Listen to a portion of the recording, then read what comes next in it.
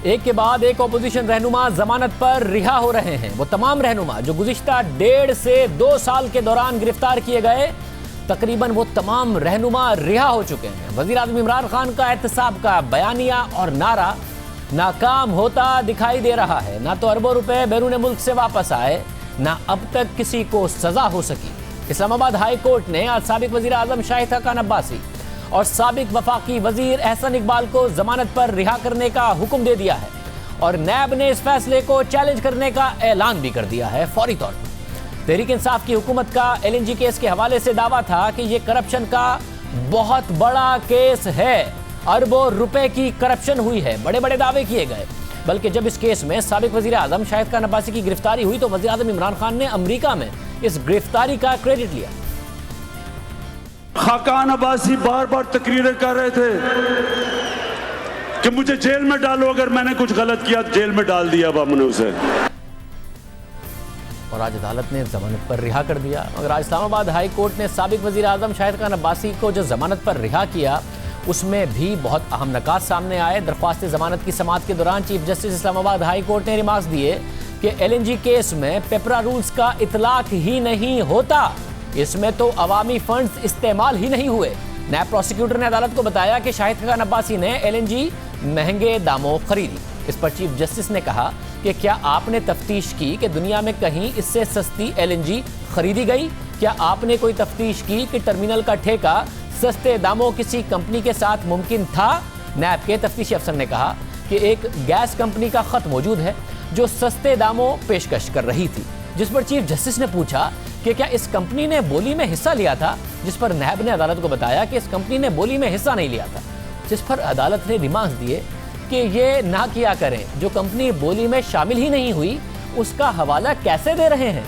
नैब के तफ्तीशी अफसर ने साबिक वफाकी सेक्रेटरी आबिद सईद का बयान भी पढ़कर सुनाया और बताया कि आबिद सईद ने कहा कि उन्होंने शाहिद हक़ान अब्बासी के कहने पर समरी बनाई, जिस पर चीफ जस्टिस ने कहा कि 5 साल बाद आपने समरी बनाने वाले को बयान लेकर माफ कर दिया। यही आप लोगों के इख्तियारात हैं जिनकी हम बात कर रहे हैं। उसके बाद अदालत ने शाहिद हक़ान अब्बासी को जमानत पर रिहा करने का हुक्म दे दिया। ये बहुत अहम केस था जिसमें बड़ी गिरफ्तारियां भी हुई, सैकड़ों अरब रुपए की करप्शन के इल्ज़ामात लगाए गए। मगर इस केस में बहुत सी खामियां थी जिनकी हमने कई बार निशानदही की, मुकम्मल तहकीक करके अपने प्रोग्राम में हक़ाइक़ बयान किए, कई बार बयान किए। गुज़िश्ता साल 24 सितंबर को हमने अपने प्रोग्राम में LNG केस के हवाले से मुकम्मल हक़ाइक़ पेश कर दिए थे और हमने अपने प्रोग्राम में एंग्रो के मुनाफे के हवाले से जो उनके ऑडिटेड अकाउंट्स हैं, प्रिंटेड अकाउंट्स हैं जो मौजूद हैं, उनसे बाकायदा तौर पर हक़ाइक़ आपके सामने रखे थे। एग्रो कॉरपोरेशन के मातहत चंद अहम कंपनियां हैं जिनमें Engro fertilizers, Engro polymers, Engro energy और एंग्रो टर्मिनल भी शामिल हैं। इस वक्त स्क्रीन पर आप एक चार्ट देख रहे होंगे कि एंग्रो की इन तमाम कंपनियों का कुल रेवेन्यू 171 अरब रुपए है 2018 में और टोटल मुनाफा यानी प्रॉफिट तकरीबन 23 अरब 60 करोड़ रुपए है। यानी एंग्रो कॉरपोरेशन को 171 अरब रुपए की कुल कमाई में से अखराजात निकालकर सिर्फ 23 अरब रुपए का मुनाफा इन चारों कंपनियों से होता है। यानी कमाई है 171 अरब रुपए, फिर उसमें से अखराजात जब आप निकालेंगे तो मुनाफा बचता है तकरीबन 23.6 अरब रुपए। इसमें सबसे बड़ा शेयर, इस मुनाफे में, इस कमाई में सबसे बड़ा शेयर 109 अरब रुपए का एंग्रो फर्टिलाइजर का है। फिर कमाई 35 अरब रुपए के साथ एंग्रो पॉलीमर दूसरे नंबर पर है। फिर तीसरे नंबर पर एंग्रो टर्मिनल है जिसकी सालाना आमदनी 15.8 अरब रुपए है। फिर एंग्रो एनर्जी है और उसकी आमदनी 11.9 अरब रुपए है। इस लिहाज से देखा जाए तो एंग्रो कॉरपोरेशन के रेवेन्यू और मुनाफे में एंग्रो टर्मिनल तीसरे नंबर पर है और ये मुनाफा नहीं है, ये रेवेन्यू है, आमदनी है। मगर कुछ सहाफ़ियों की तरफ से ये दावा किया गया कि सिर्फ एंग्रो टर्मिनल का मुनाफा $1.5 अरब है 15 साल के लिए, जिसका मतलब $100 मिलियन या 15 अरब 70 करोड़ रुपए सालाना, जो कि पूरी एंग्रो कॉरपोरेशन के कुल मुनाफे का 60% बनता है। हालांकि इस वक्त जो नताइज आपके सामने भी मौजूद हैं, एंग्रो कॉरपोरेशन के मुनाफे में एंग्रो फर्टिलाइजर का हिस्सा 70% है, यानी 17 अरब 50 करोड़ रुपए 23 अरब 60 करोड़ में से सिर्फ और सिर्फ ये कंट्रीब्यूट करता है एंग्रो फर्टिलाइजर। इस लिहाज से देखा जाए तो अगर एंग्रो फर्टिलाइजर का मुनाफा हटा दिया जाए तो फिर तो एंग्रो कॉरपोरेशन का टोटल मुनाफा 23 अरब में से सिर्फ 6 अरब रुपए बचता है। तो फिर जो दावा किया जा रहा है कि 15 अरब रुपए है, तो वो 15 अरब रुपए कहाँ हैं अगर बचे ही 6 अरब रुपए एंग्रो फर्टिलाइजर का मुनाफा हटाकर। मुनाफे की बात की जाए तो 2018 में LNG टर्मिनल का मुनाफा 1.5 अरब रुपए था, 2017 में 1 अरब 80 करोड़, 2016 में 1.5 अरब रुपए, 2015 में था 1 अरब 90 करोड़ रुपए।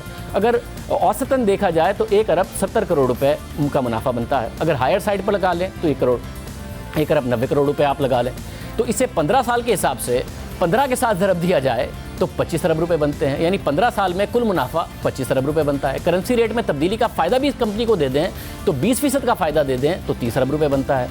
तो ये तकरीबन 20 करोड़ डॉलर या 200 मिलियन डॉलर्स बनते हैं, 1.5 अरब डॉलर्स नहीं बनते। और ये सब कुछ इस वक्त अकाउंट्स पे मौजूद है। फिर मज़ीद आगे बढ़ें तो पता चलता है कि एंग्रो LNG के मुनाफे का 60% FSRU यानी फ्लोटिंग स्टोरेज रीगैसिफिकेशन यूनिट के किराए की मद में चला जाता है। कंपनी के अपने अकाउंट्स कहते हैं कि 2015 में मार्जिन 25% था, जो कम होकर 2018 में 11% हो गया। 15% की एवरेज भी लगाएं तो $2,25,000 रोज़ाना का $33,000 बनते हैं। यानी Engro LNG company LNG terminal से 15 साल में $200 मिलियन कमाएगी। अगर जो मार्जिन है जो कि ऑडिटेड अकाउंट्स की सूरत में मौजूद हैं उसमें से आप 15% मार्जिन भी लगा लें तब भी $200 मिलियन बनता है, यानी कि $20 करोड़, ना कि $1.5 अरब।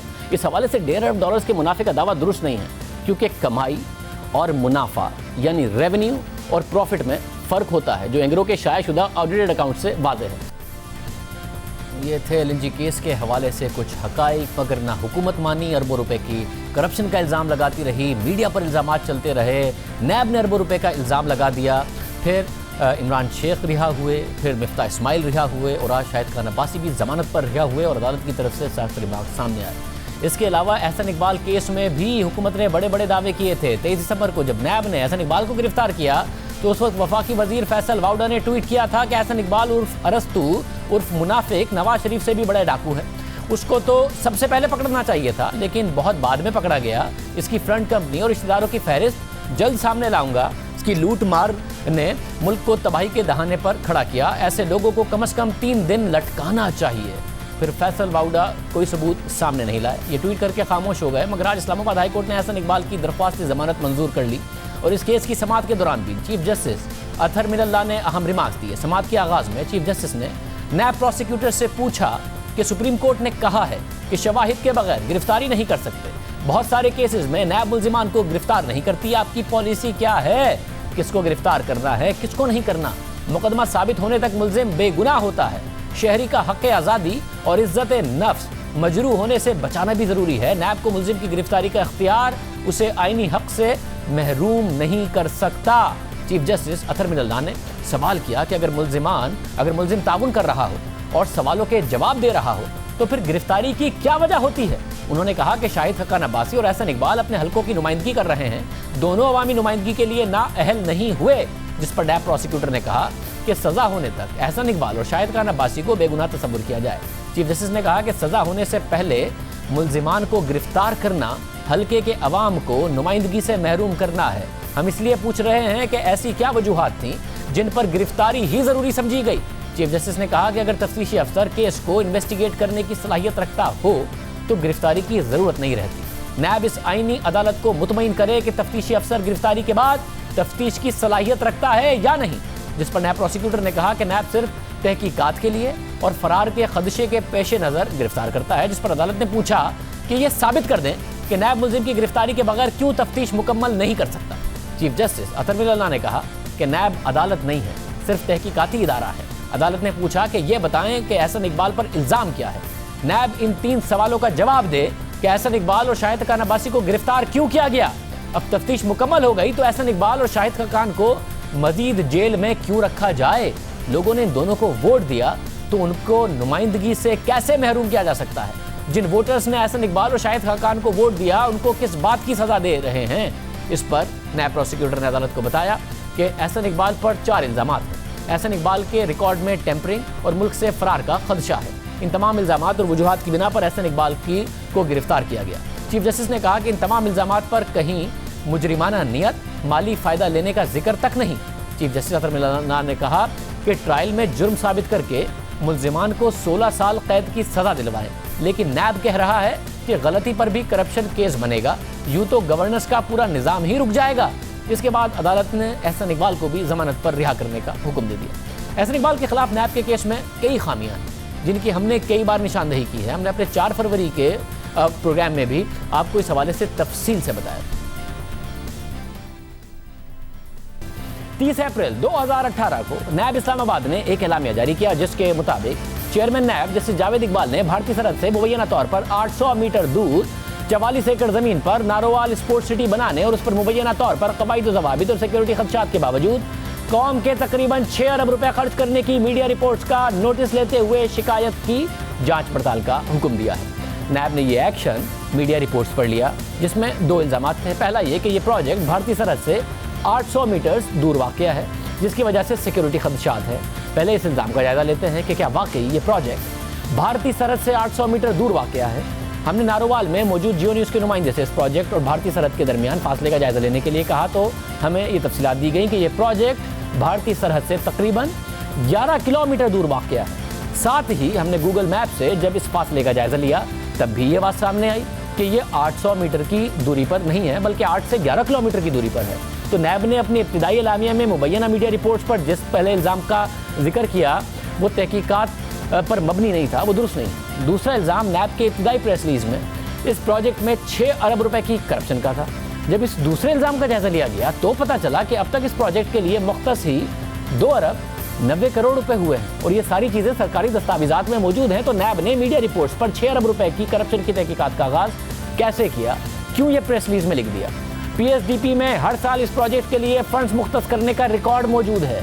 साल 2013 और 14 में पीएसडीपी में इस प्रोजेक्ट के लिए 20 करोड़ रुपए मुख्तस किए गए। पीएसडीपी में साल 2014-15 के लिए इस प्रोजेक्ट में 73 करोड़ रुपए मुख्तस किए गए। 2015-16 में इस प्रोजेक्ट के लिए 45 करोड़ रुपए मुख्तस किए गए। 16-17 में इस प्रोजेक्ट के लिए 1 अरब और 1 करोड़ रुपए मुख्तस किए गए और 2017-18 में इस प्रोजेक्ट के लिए 49 करोड़ रुपए मुख्तस किए गए, जो मिलाकर सब मिलाकर 2 अरब 88 करोड़ रुपए बनते हैं। और उसमें ज़मीन की लागत जो 3 करोड़ रुपए थी उसे शामिल किया जाए तो ये रकम 2 अरब 91 करोड़ रुपए बनती है। जबकि पीपल्स पार्टी के दौर में इस प्रोजेक्ट पर 3 करोड़ रुपए खर्च हुए थे, अगर उसे भी शामिल कर लिया जाए तो ये पूरा मामला 2 अरब 94 करोड़ रुपए के करीब आता है।